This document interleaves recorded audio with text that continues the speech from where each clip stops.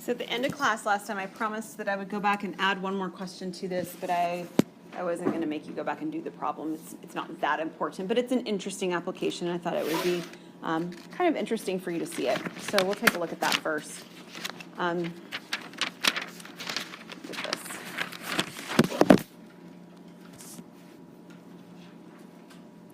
Okay, so the question itself has to do with parallelograms, as I mentioned. And what can you tell me that you remember about parallelograms? Two sets of parallel sides. It's a good place to start. And we can actually do this from the perspective of vectors by looking for parallel vectors. So let's take a look at how we might consider this problem. So we're going to use vectors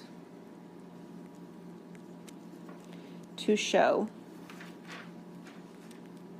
that the points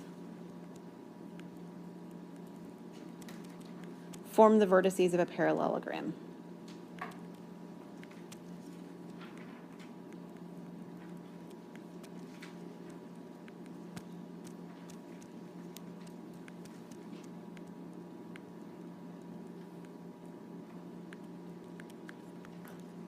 I think I've got written 14, so I'll suspect this is problem 14 from last time. And the 4 points that we have are 2, 9, 1, 3, 11, 4, 0, 10, 2, and 1, 12, 5. And we're going to give them names so that we can reference them when we find our vectors below, so A, B, C, and D. All right, so here's the tricky thing.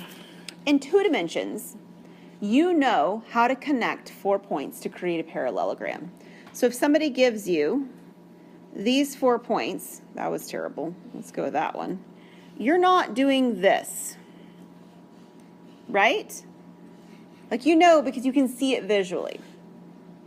The problem is in 3 dimensions, that's not entirely obvious. So I want to show you what can happen because it's 3 dimensions that just doesn't happen because you can see it, right, in 2 dimensions. So we're going to create the vectors and assume that we are just creating A to B, B to C, C to D, and then D back to A. Okay? And of course, what we want to have for them to be parallel is what? How did we decide if vectors were parallel last time? Right, they're scalar multiples of each other, right? Yeah, so here, let's do these vectors. What is vector AB going to be? It is 1, 2, 3. Someone else, tell me what you get for vector BC.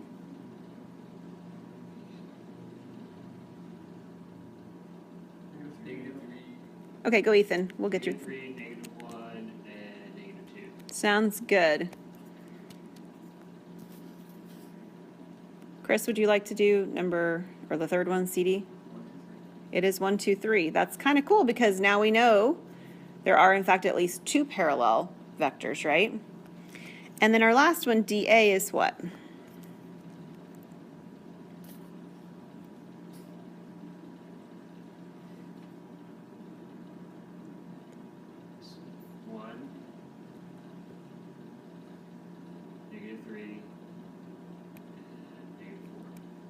Okay, so we've already said that these 2 are parallel. And visually, like a 2-dimensional picture, that would be equivalent to knowing that the left-hand and the right-hand sides here are, correct?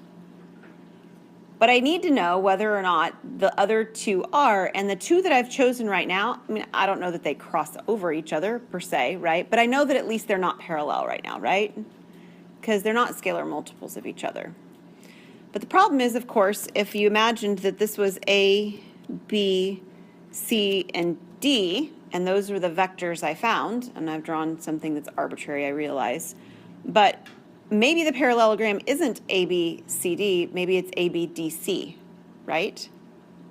They would still have sides AB and CD in them, but they would not have sides BC or AD. Are you guys tracking with me? Yes? Becca, are you okay? Okay, just checking. All right. So maybe we don't need vectors BC and AD or DA. What do you think maybe we also need to check then? BD and AC. BD and AC. So that's another possibility. See, we don't have to think about that in 2 dimensions, but in 3 dimensions it becomes different. So what would you get for BD? -2, 1, I have 2 and 1. Is that true or is it a mistake on my paper? Okay, cool. Is it? No, Is it -2, 1 and 1. 1 and 1. Okay. Yeah, you're right. And AC. -2, 1, 1. Yep, -2, 1, 1. So we do in fact have another set of parallel vectors, although at the outlook, or at the beginning, it didn't quite look like I was going to have parallel vectors. Okay, so I have 2 sets of parallel vectors, so it is a parallelogram.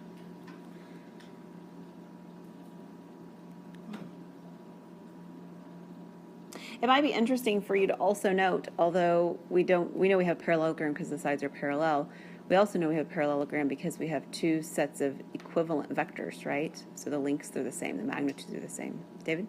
Yeah, that's what I was going to ask. If you have 2 vectors that are the same length and that are parallel, doesn't that mean they are all 4 points form a parallelogram? Yeah, but see, we didn't have that, we didn't check that. They were the same length, you're right. Right, like if it failed, like let's say for instance that you did have 2 sets that were like a set that's parallel that were not equal, right? The other 2, when you tried to check if they were parallel, it wouldn't be parallel, so it would solve itself automatically. Yeah, so you'd be okay. Good with everybody? Awesome.